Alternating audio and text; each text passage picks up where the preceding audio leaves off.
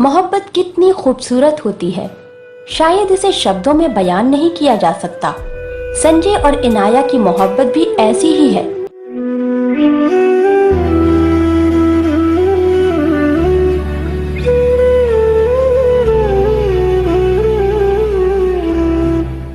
एक दूसरे को दिलो जान से चाहने वाले प्यार के जीवन साथी।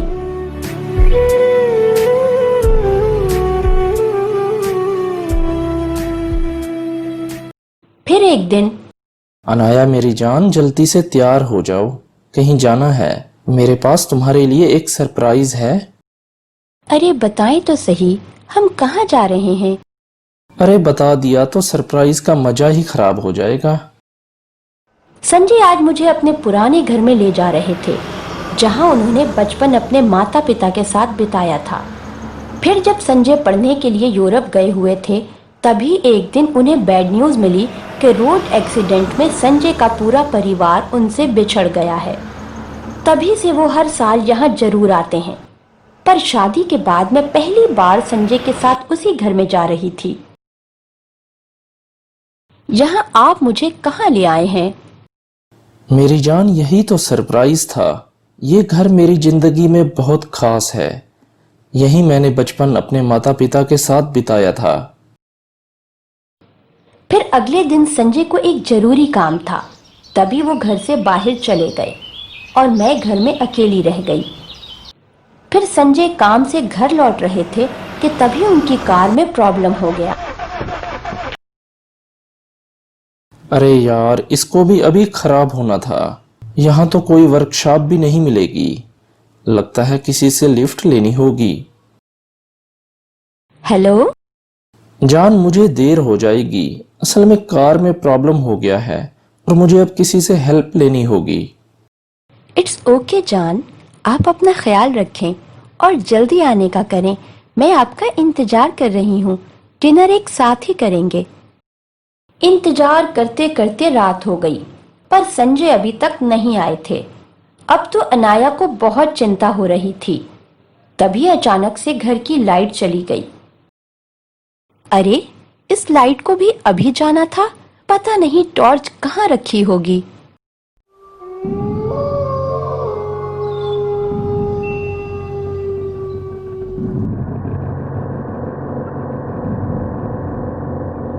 फिर अचानक से किसी के चलने की आवाज अनाया को सुनाई दी।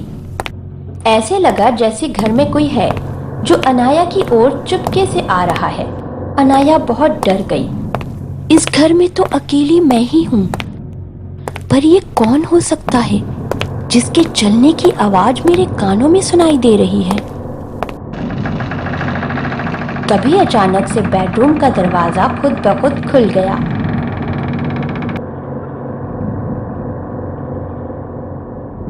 कौन है वहां? कौन हो तुम? अनाया के कहने पर एक बार फिर से किसी के चलने की आवाज आने लगी। फिर अचानक से सोफा अपनी जगह से खुद ब खुद मूव करने लगा। ये सब बहुत डरावना हो रहा था। तभी एक बार फिर से संजय को कॉल की, पर अब भी उनका फोन स्विच ऑफ जा रहा था। संजय मेरी जान, प्लीज फोन ऑन कर दो। तुम्हारी अनाया बहुत मुसीबत में है। तभी अचानक से लाइट आ गई और इधर संजय भी घर पहुंच गए। मेरी हालत खराब थी। डर के मारे दिल जोर जोर से धड़क रहा था। क्या बात है अनाया, तुम इतनी घबराई हुई क्यों हो? आपने आने में इतनी देर क्यों कर दी? अगर आप थोड़ा सा भी और लेट हो जाते तो मैं यहाँ जिंदा ना खड़ी होती। संजय मेरी जान, इस घर में कोई और भी रहता है। मेरा मतलब है कोई भूत चुड़ैल है यहाँ। अरे अनाया, मैं इतनी मुश्किल से थक हार के घर पहुंचा हूँ और तुम हो के चुड़ैल भूत की बातें लेकर बैठ गई हो। संजय ने मेरी बात पर बिल्कुल भी विश्वास नहीं किया। हम दोनों सो रहे थे कि अचानक से मेरी आंख खुल गई। मुझे बहुत प्यास लग रही थी। तभी मैं किचन की ओर जाने लगी। तभी थोड़ा ही चली थी कि सामने किचन का दरवाजा देखा जो थोड़ा सा खुला हुआ था और ऐसा लगा जैसे कोई अंदर है। जो किचन की लाइट को ऑन ऑफ कर रहा है। डर के मारे एक बार फिर से मेरी हालत खराब हो रही थी। कोई है वहां? कौन है वहां? शायद कोई बिल्ली भी हो सकती है वहां।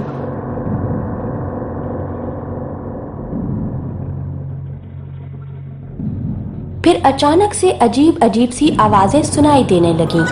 तभी मैं दरवाजे के करीब पहुंचकर अंदर की ओर देखने लगी। देखना क्या था कि मेरे दिल की धड़कन बंद होने लगी। मेरे सामने कोई भूत जैसी औरत दिखाई दे रही थी।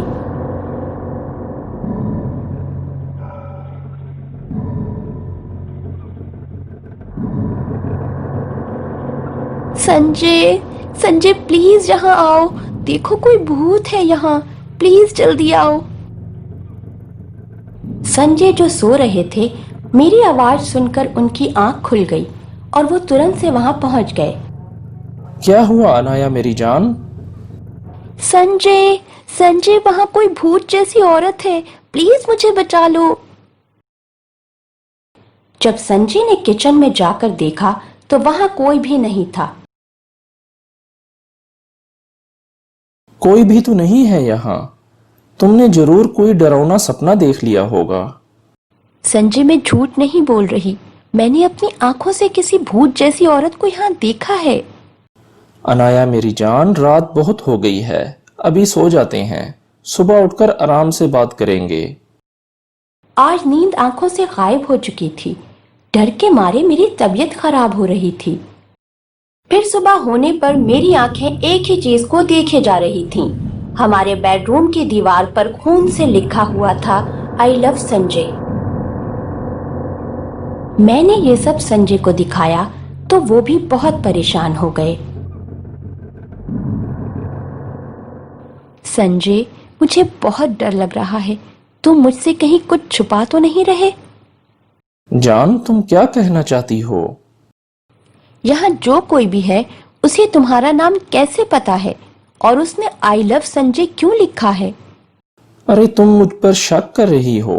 कोई तो है यहाँ जो हमें दिखाई नहीं दे रहा। खैर तुम चिंता मत करो, मेरे एक दोस्त प्रोफेसर हैं जो यहाँ पास में ही रहते हैं। उन्हें इन चीजों की बहुत जानकारी है। मैं अभी उन्हें यहाँ बुलाता हूँ। फिर संजय तुरंत से उस प्रोफेसर को अपने घर ले आए। उन्होंने दीवार पर लिखा हुआ देखा, मेरी जानकारी के मुताबिक यहाँ घर में एक आत्मा है जो बदला लेना चाहती है। आत्मा? पर वो हमसे बदला क्यों लेना चाहती है? और उसे मेरे पति का नाम कैसे पता है? प्लीज मुझे सच सच बताएं। तभी प्रोफेसर ने बताया, आपकी जान को खतरा है और मुझे सच बताना होगा। बात यह है कि ये आत्मा कोई शैतानी आत्मा नहीं है, पर इसका आपके पति के साथ कुछ पुराना संबंध है। इससे आगे मैं आपको नहीं बता पाऊंगा। आपके पति ही आपको सच बता सकते हैं। और याद रहे, आपके पास समय बहुत कम है। अब मैं चलता हूँ। अब तुम्हें कुछ भी छुपाने की जरूरत नहीं है, मुझे सच सुनना है। ये उन दिनों की बात है जब मैं नया नया कॉलेज में आया था। तभी सुषमा नामी लड़की से प्यार हो गया। उसका घर पास में ही था। सुषमा मुझसे शादी करना चाहती थी, पर मुझे स्टडी के लिए यूरोप जाना था।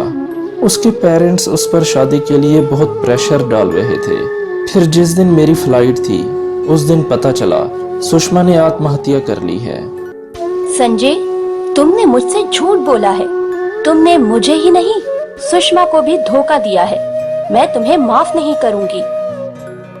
नाराज होकर मैंने खुद को कमरे में बंद कर लिया।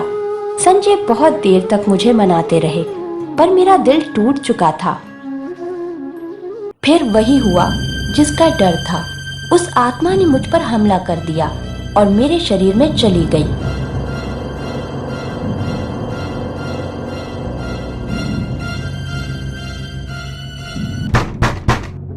अनाया दरवाजा खोलो, अनाया दरवाजा खोलो मेरी जान, सब ठीक तो है ना? बहुत मुश्किल से दरवाजा खोलकर संजय पास आए। अनाया, आंखें खोलो। अनाया, तुम्हें क्या हुआ है?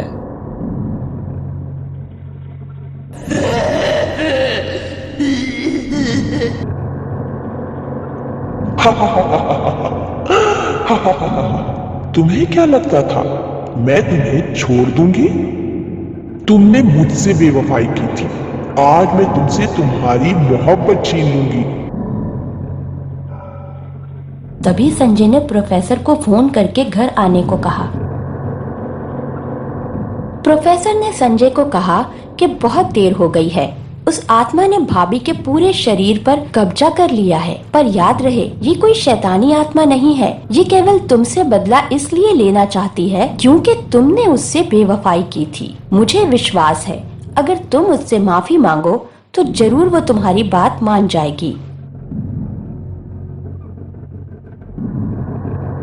सुषमा, मैं तुमसे सच्चे दिल से माफी मांगता हूँ। कृपा करके मुझे माफ कर दो। ये सच है, तुम मुझसे अपनी जान से भी ज्यादा प्यार करती थी, पर मैंने तुम्हारे प्यार की कदर न की। तुम भले मेरी जान ले लो, पर मेरी अनाया को छोड़ दो। मैं तुम्हें तुम्हारी उस मोहब्बत का वास्ता देता हूँ जो तुमने मुझसे कभी की थी। प्लीज मेरी अनाया को छोड़ दो। तभी वो आत्मा अनाया के शरीर से निकलकर गायब हो गई और इस तरह अनाया को होश आ गया। अनाया, तुम ठीक तो हो ना? संजय, मैं तुम्हारे बिना मर जाऊंगी। वो आत्मा मुझे तुमसे छीन लेना चाहती है। प्लीज यहाँ से चलो, कहीं वो फिर ना आ जाए। अब वो कभी नहीं आएगी। प्लीज तुम भी मुझे माफ कर दो। मैं संजय से बहुत प्यार करती हूँ। उसकी गलती को माफ कर दिया और एक बार फिर से हमारी जिंदगी में खुशियाँ लौट आईं।